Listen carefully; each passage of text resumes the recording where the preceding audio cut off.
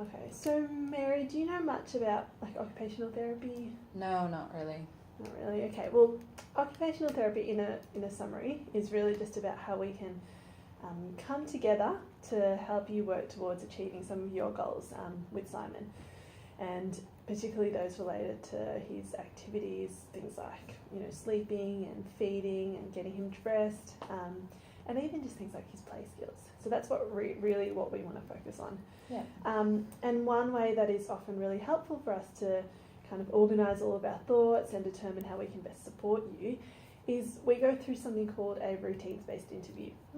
Okay, and that's really what today's session is about.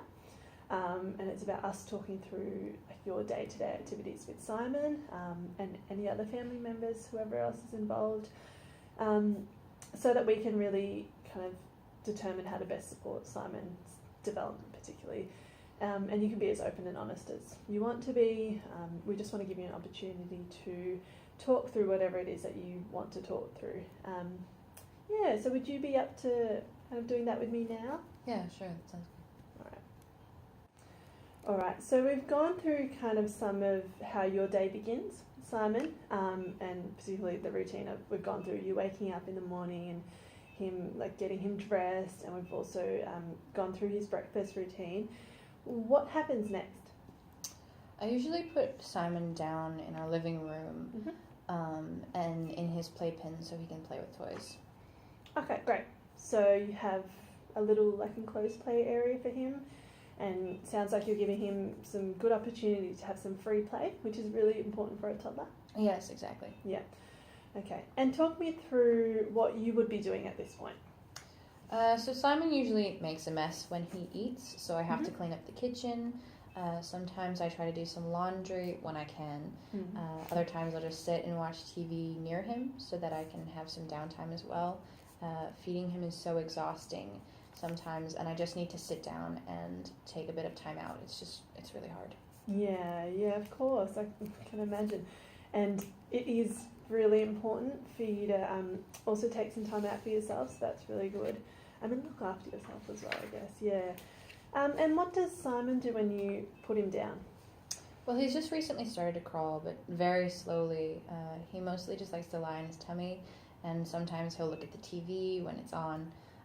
It doesn't really matter if he's by himself or if I'm there. He just always seems bored and not interested in anything around him, and I just want him to be happy and playful, but he's not. Yeah, of course. Every parent wants their child to be happy. And you mentioned that he has some toys before that he would play with. How does he play when he kind of sits by himself? He doesn't really like to play much, especially by himself. Sometimes he'll hold a toy. I usually have to put it in his hand, though.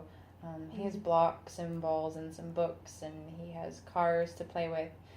Sometimes he'll grab a toy by himself, but he doesn't really do anything with them. He just moves his arms around. Yeah. Okay. And it's great that it seems like you have a really good variety of toys for him to play with. What about when he's holding those toys? So say a block, for example. Will he put it in his mouth, or is he kind of putting it into containers, or is he stacking blocks? Where is he at? If I give him a block, he does usually put it in his mouth, actually. Sometimes he'll just throw it or drop it, or he'll just bang it on the floor. He doesn't really like to put blocks in a container as such, and I don't think he'd be able to stack them. Okay. Yeah.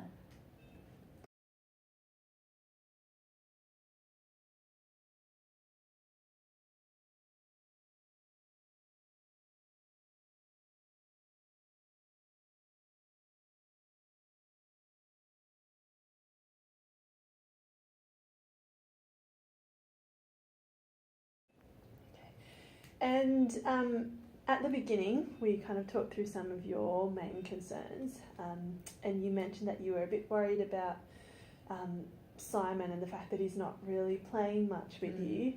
What makes you think that? How is he getting along with you when you try and play with him? When I'm calling his name, he doesn't really turn around to look at me. Sometimes I have to yell or call his name 10 times before he'll even turn his head. I don't know why. And if I try and play next to him with his toys, he isn't really interested. He just looks somewhere else, or he keeps playing with whatever he was holding. He can barely sit up by himself even to play. Okay. And that sounds like something that you would like us to work on? Yeah, I definitely would be keen to see him sitting up by himself and playing and having fun with me.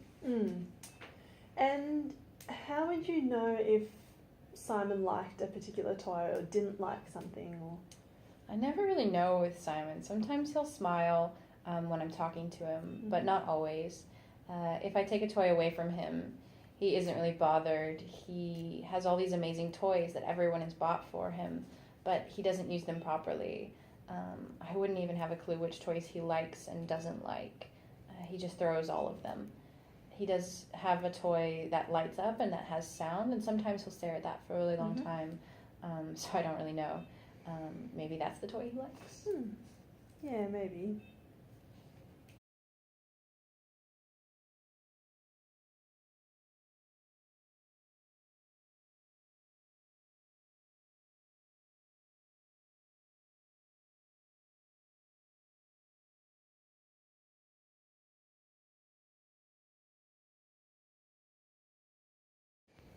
And I guess, like I've been asking you before, on a scale of 1 to 5, how would you feel like this time of the day goes for you?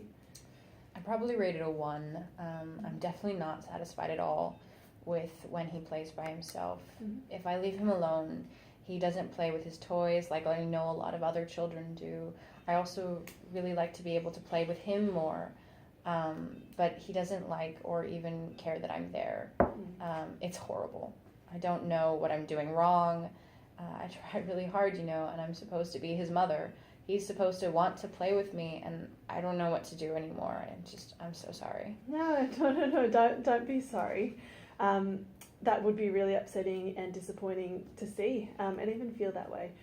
And I can guarantee you that there are other mothers out there that are feeling exactly how you're feeling and who are, fighting that same battle. Do you want to take a little break at the moment, and we can move on to the next part of your day, whatever you'd like? Yeah, we can move on. That's fine.